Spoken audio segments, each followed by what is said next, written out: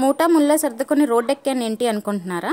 Christmas vacation start అయింది కదా, ఇంకా పిల్లలకి హాలిడేస్. సో పెట్టబడే సర్దుకొని పుట్టింటికి బయలుదేరాను. వెకేషన్ కదా అని పెద్ద పెద్ద ట్రిప్పులు వేస్తే భారీ బడ్జెట్ అవుతుంది. సో చిన్న బడ్జెట్తో పుట్టింటి దాకా వెళ్ళేసి వద్దామని చెప్పి బయలుదేరాను. పెద్దదైనా చిన్నదైనా బడ్జెట్ అయితే కామన్.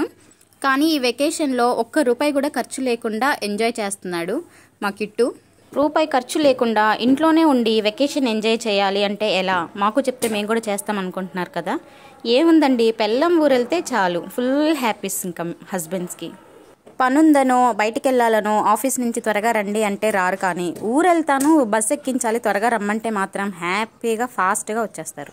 ఇదిగో అక్కడ చూసారా, నేను ఎక్కాల్సిన బస్సు అక్కడెక్కడో వెయిట్ చేస్తుంది. అక్కడ వెయిట్ చేస్తే ముందుకెళ్ళి ఆగిద్ది, ముందెళ్ళి వెయిట్ చేస్తే వెనకనే ఆగిపోయిద్ది.